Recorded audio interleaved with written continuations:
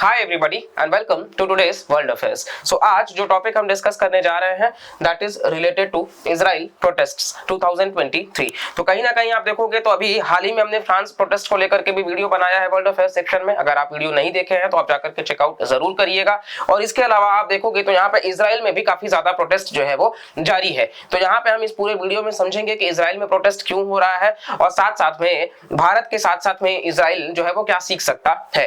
ठीक है, क्योंकि यहाँ पे जुडिशरी को लेकर के बेसिकली प्रोटेस्ट चालू है और यहाँ पे लोग आप देखेंगे तो किस तरीके से सड़कों पे उतर आए हैं। ठीक है, यहाँ पे पूरा का पूरा मतलब लोग जो है वो मार्च पास्ट भी कर रहे हैं कैंडल लेकर के, और साथ साथ में आप देखोगे तो फ्लैग लेकर के सारी चीजें जो है वो आप देखोगे पूरा का पूरा इजराइल आपको ऐसा लगेगा कि मतलब पूरा 7% इनफैक्ट जो उनके सारे पॉपुलेशन का 100% पॉपुलेशन का 7% जो आबादी है वो सड़कों पे उतर आया है। तो अपने आप में बहुत बड़ा वो सिग्निफिकेंट वैल्यू होता है। बच्चों से लेकर के बूढ़े तक हर कोई इस प्रोटेस्ट का जो है वो पार्ट भी बना हुआ है। और डेमोक्रेसी का ये आप देखोगे तो इस तरीके से होर्डिंग्स भी लेकर के चल रहे हैं जहां पे ये कुछ इस तरीके से मैसेजेस भी अपना स्प्रेड कर रहे हैं।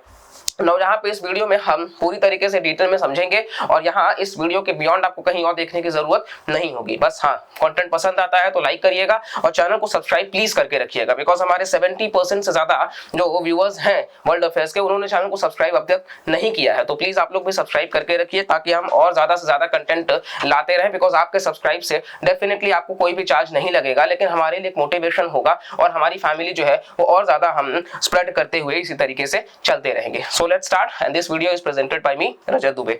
सो यहाँ पे आप देखोगे पहला चीज हम भारत के साथ में रिलेट करके देखते हैं, क्योंकि सबसे जरूरी इसलिए है कि इंडिया और इजराइल अपने आप में बहुत ही अच्छे दोस्त हैं। ठीक है, तो इंडिया आप देखोगे यहाँ पे तो ये बाई कैमरल लेजिस्लेचर है।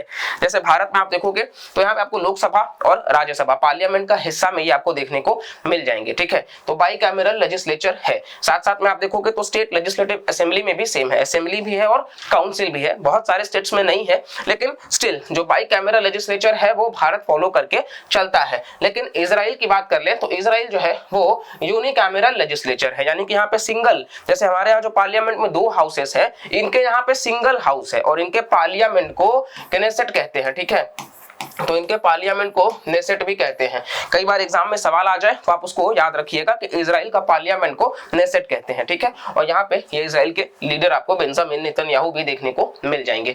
नाउ इजराइल का सिस्टम फिलहाल है क्या, हमने भारत में देखा बाई कैमरल है और यहाँ पे आप देखोगे इजराइल में तो यूनिकैमरल है। लेकिन बात क्या है, इजराइल का सिस्टम अगर आप देखोगे तो सबसे जो पहला है वो है weaker separation of powers. Separation of powers का मतलब क्या कि अलग अलग ये जो आप पिलर देख रहे हो डेमोक्रेसी का, तो यहाँ पे आप देखोगे ये जुडिशरी, ये एग्जीक्यूटिव, ये मीडिया और ये लेजिस्लेटिव। तो मीडिया भी कहीं ना कहीं freedom of speech and expression होना चाहिए, लेकिन इसके अलावा आप तीनों देखोगे तो जुडिशरी, एग्जीक्यूटिव और लेजिस्लेटिव जो है वो तीनों अपने आप में आर्टिकल 50 भारतीय संविधान का डीपीएसपी में सेपरेशन ऑफ पावर्स की बात करता है। हमने वो यूएसए से लिया है। इजराइल में जो सेपरेशन ऑफ पावर्स है वो या तो एग्जिस्ट करता नहीं है या फिर ना के बराबर है। और ऊपर से जो था वो बेसिकली अभी जो नया इन्होंने जो सरकार ने यहाँ पे अपने रिफॉर्म्स लाने की कोशिश करी है जुडिशरी में, उससे वो पावर स्नैच कर रहे हैं, जिससे लोगों को सड़कों पर उतरना पड़ा है और उसको लेकर के वो प्रोटेस्ट जारी रखे हैं।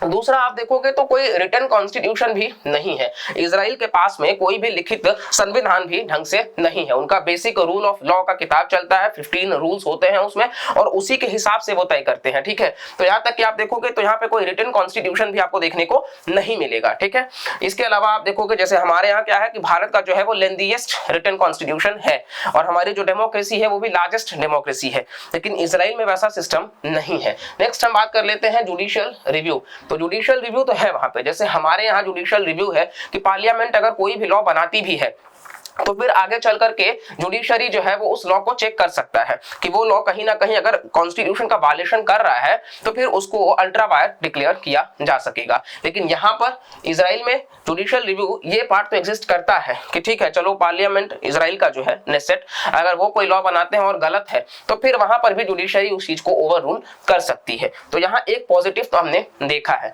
नाउ जो चेंजेस की बात कर लेते हैं, जुडिशियल ओवरहॉल, बेसिकली कई सारे जो रिफॉर्म्स के नाम पे ये जो चेंजेस इंट्रोड्यूस करे जा रहे हैं, तो सबसे जो पहला है दैट इज पार्लियामेंट के पास में एबिलिटी होगा कि वो वीटो कर सके सुप्रीम कोर्ट के डिसीजंस को। तो सुप्रीम कोर्ट के फैसले को वीटो कर जाना। वीटो करने का मतलब क्या है कि पूरी तरीके से या तो उस पर कोई काम नहीं करेंगे या उसको हटा देना, ठीक है। तो वीटो करना कि पार्लियामेंट के पास में पावर है, सुप्रीम कोर्ट का अगर डिसीजन आता है तो उसको वो वीटो कर सकते हैं। जैसे हम प्रेसिडेंट में पढ़ेंगे एब्सोल्यूट वीटो होता है, ठीक है, सस्पेंसिव वीटो होता है, तो उसी तरीके से पार्लियामेंट के पास में भी पावर होगा कि वो वीटो कर सकते हैं सुप्रीम कोर्ट के डिसीजंस को, ठीक है। तो जो फैसला वो देगा, एक बार हो सकता है कि कोर्ट का वो बात मान ले, दूसरी बार अगर फिर से पार्लियामेंट वही बात लाती है तो इस बार सुप्रीम कोर्ट के पास पावर नहीं होगा, यानी कि ये सीधा का सीधा जो है वो जुडिशरी से पावर खींच रहे हैं अपने तरफ।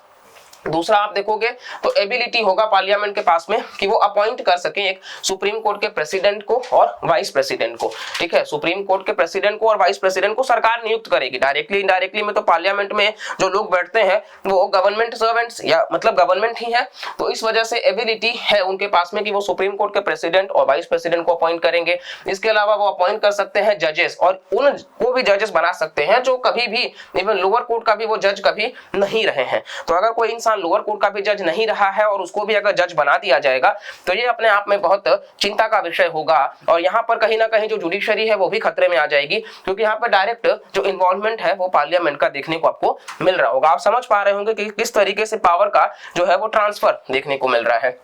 नेक्स्ट, जुडिशियल इलेक्शन कमिटी में पहले 9 सदस्य हुआ करते थे जिसको बढ़ा करके 11 मेंबर्स कर दिया गया है। तो ये एक कमेटी हुआ करती थी जुडिशियल इलेक्शन के नाम से, और इस कमेटी में पहले 9 सदस्य होते थे जिसको बढ़ा करके 11 हो गए हैं। अब इस 11 में 3 जो मिनिस्टर्स हैं वो बेसिकली आप देखोगे तो जस्टिस मिनिस्टर को लेकर के 3 तो मिनिस्टर्स ही हो जाते हैं, ठीक है। फिर आप देखोगे तो 3 एमकेज हैं, जैसे हमारे यहाँ मेंबर ऑफ पार्लियामेंट है वैसे उनके यहाँ मेंबर ऑफ नेसेट है, ठीक है। तो 3 एमकेज हैं और उनमें से भी 2 एमकेज जो हैं वो अपॉइंट किए जाएंगे सरकार के द्वारा, ठीक है। फिर आप देखोगे तो 2 पब्लिक रिप्रेजेंटेटिव हैं और जिनको अपॉइंट कौन करेगा, जस्टिस मिनिस्टर्स। तो जस्टिस मिनिस्टर्स हो सकता है अपने ही इंसान को रख दे, ठीक है, तो महज पेपट बन के काम करेंगे। तो ये कहीं ना कहीं आप देखोगे तो 11 में से 3 और 3 6 और 2 8 जो मेंबर्स हैं वो डायरेक्टली इनडायरेक्टली सरकार से रिप्रेजेंटेड हैं। इसके अलावा आप देखोगे तो चौथा जो पॉइंट है वो है hampering supreme court's ability to implement basic laws.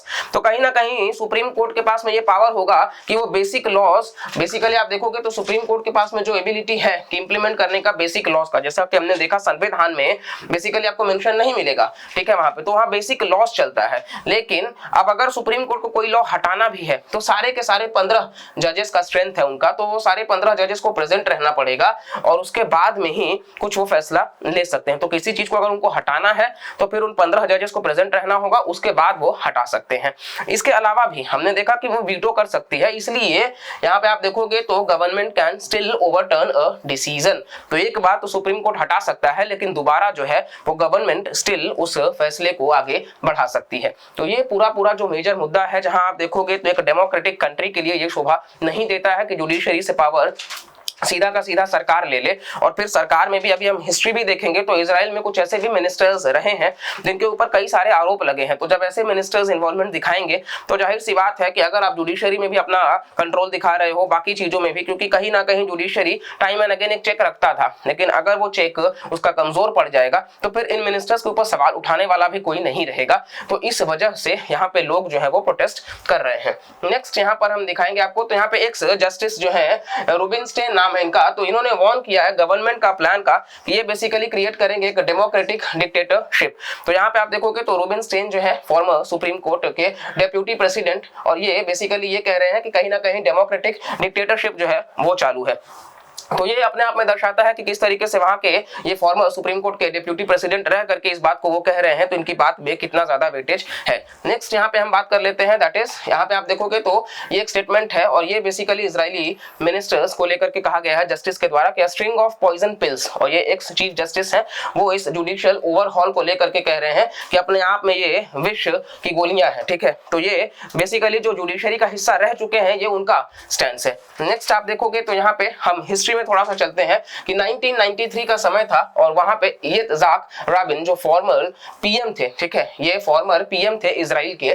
तो बेसिकली आप देखोगे तो यहाँ पे फॉर्मर पीएम इजराइल के, और वहां पर इत्जाक रेबिन जो थे उनके सरकार में एक मिनिस्टर थे आर्य डेरी। तो ये फॉर्मर इंटीरियर मिनिस्टर हुआ करते थे और एक्सट्रीम राइट विंग पार्टी के थे, शास पार्टी से भी बिलोंग करते थे वो। तो ये जो आर्य डेरी हैं इनका नाम याद रखिएगा, उनके समय में फॉर्मर पीएम थे इजराइल के। तो इनके ऊपर आरोप लगता है, ठीक है, करप्शन वगैरह का, और फिर 2011 मतलब उनको एक बार हटाया जाता है, फिर 2011 में वो री एंटर करते हैं, और फिर 2022 में टैक्स इवेजन के मामले में वो पकड़े जाते हैं। और अभी आप देखोगे तो नवंबर 2022 में वो जो चुनाव होता है जिसमें वो जीत करके आते हैं, तो 11 सीट्स में से इंटीरियर और हेल्थ मिनिस्टर जो है वो आर्या डेरी जो है इन्हीं को दिया गया है। नेक्स्ट यहाँ पे आप देखोगे तो इजरायली पॉलिटिशियन जो है उनको जेल भी किया गया, वही यहाँ पे दिखाया जा रहा है कि किस तरीके से आर्या डेरी को है जो है वो माना गया था नेतन्याहू मिनिस्ट्री के समय में कि हाँ इन्होंने किस तरीके से करप्शन किया है। नेक्स्ट यहाँ पे आप देखोगे तो इतामार बेन ये मिनिस्टर ऑफ नेशनल सिक्योरिटी रहे हैं, और इनके समय में काज पार्टी, बेसिकली काज पार्टी जो है एक टेररिस्ट ऑर्गेनाइजेशन भी डिक्लेयर कर दिया गया था by America and Israel. America और इजराइल के द्वारा काज पार्टी को एक टेररिस्ट ऑर्गेनाइजेशन डिक्लेयर किया गया था, और इसके ये कहीं ना कहीं रिलेटेड मिनिस्टर थे इतामार बेन, जो कि उस वक्त नेशनल सिक्योरिटी के मिनिस्टर खुद बन के घूम रहे थे। मतलब ये जुड़े हुए टेररिस्ट ऑर्गेनाइजेशन के समूह से हैं और नेशनल सिक्योरिटी के मिनिस्टर। दूसरा आप देखोगे तो बेजालेल स्मोट्रिच, तो ये फाइनेंस मिनिस्टर है, और ये बेसिकली आप देखोगे तो ये भी गे प्रोटेस्ट जो है उसके खिलाफ में यहाँ पे बात कर रहे थे। तो ये बेजालेल स्मोट्रिच जो है वो भी अपना वैल्यू जो है वो भी यहाँ पे ऐड कर रहे थे। नेक्स्ट हम बात कर लेते हैं, तो यहाँ ओवरऑल आप देखोगे तो बेंजामिन नेतन्याहू जो है, जब उनको एक समय ऐसा आ चुका था कि वो जब यूके जाना चाहते थे तो उनको कोई पायलट नहीं मिल रहा था, इवन ट्रांसलेटर भी कोई नहीं मिल रहा था। तो इस तरीके से हर कोई अपना प्रोटेस्ट जो है वो जारी रखा हुआ था कि किसी भी तरीके से हम सपोर्ट नहीं करेंगे करंट गवर्नमेंट का। और इसके अलावा आप देखोगे तो उन्होंने फायर भी कर दिया था डिफेंस मिनिस्टर को योएफ गैलेंट को for urging halt to overhaul. Actually कहीं ना कहीं ये बेसिकली जो डिफेंस मिनिस्टर है इन्होंने कहा भी था कि प्रोटेस्ट इतना ज्यादा बढ़ चुका है कि हम कंट्रोल नहीं कर पा रहे हैं, तो कहीं ना कहीं हमें ये प्रोटेस्ट को रोकने के लिए ये जो जुडिशियल रिफॉर्म के नाम पे हम चालू किए हैं इसको वापस ले लेते हैं, ठीक है, तो लोग शांत हो जाएंगे। लेकिन ऐसा नहीं किया गया, उल्टा उनको ही हटा दिया गया बाय इजराइल पीएम। नेक्स्ट आप देखोगे तो कहीं ना कहीं नेतन्याहू अपने फैसले को रिवर्स किए और फिर उन्होंने डिफेंस मिनिस्टर को फायर करने से हटा दिया, मतलब अभी वो फायर नहीं कर रहे हैं, ऐसा मतलब उनका कहना है। नेक्स्ट यहाँ पे हम देख लेते हैं तो नेतन्याहू ने ये भी अनाउंस किया है कि वो पॉज कर रहे हैं जुडिशियल रिफॉर्म्स को आफ्टर प्रोटेस्ट। तो कहीं ना कहीं प्रोटेस्ट को रोकने में विफल होने का कारण से वो समझ गए हैं कि जाहिर सी बात है इसको रोकना होगा, और इसीलिए पॉज लगाने की बात की गई है। दूसरा आप देखोगे तो इजराइल जो है वो न्यू गवर्नमेंट अभी जो करेंटली है वो मोस्ट राइट विंग भी मानी जा रही है अब तक के इतिहास में, और ये बेसिकली आप देखोगे तो थोड़ा सा इस वजह से भी क्वेश्चंस जो है वो ज्यादा रेस हो रही है पर्टिकुलर गवर्नमेंट के ऊपर। वेल ये तो पूरा का पूरा इजराइल का सिस्टम था जिसको हमने समझने की कोशिश की।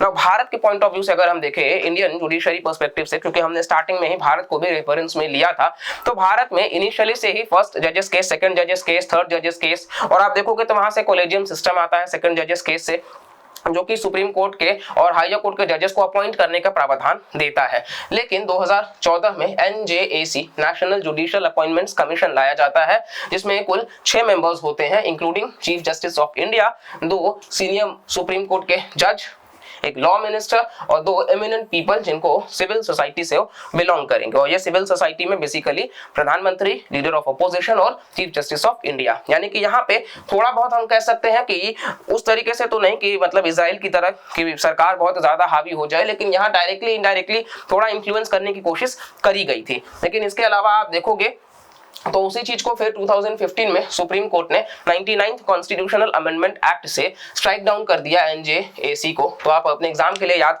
रख सकते हैं कि 99th कॉन्स्टिट्यूशन अमेंडमेंट एक्ट से हटा दिया गया और वापस से कॉलेजियम सिस्टम को लाया गया, जहां पे चीफ जस्टिस ऑफ इंडिया होते हैं और उनके अलावा 4 सीनियर मोस्ट सुप्रीम कोर्ट के जजेस। तो ये आपको पूरा का पूरा पॉइंट जो है वो क्लियर हो गया होगा कि भारत के कंटेक्स्ट में क्या है। और ओवरऑल आप देखोगे तो हमारे जो जुडिशरी में साथ साथ में जो सेपरेशन ऑफ पावर्स का डॉक्ट्राइन है वो हमारे यहाँ बहुत अच्छे से काम करता है, और इस वजह से कहीं ना कहीं चेक्स एंड बैलेंसेस भी बना रहता है। और ओवरऑल यही होना भी चाहिए कि एक डेमोक्रेसी में ये चीजें जो है वो मेजर पिलर्स हैं, तो ये ठीक से काम कर सके। वेल ये हमारा आज का वर्ल्ड अफेयर्स था। आई होप आपको वीडियो पसंद आया हो, और अगर आपको पसंद आता है तो प्लीज लाइक करिएगा, कमेंट करिएगा और सब्सक्राइब करके रखिएगा। मिलते हैं नेक्स्ट वीडियो में, तब तक के लिए bye bye, take care and जय हिंद।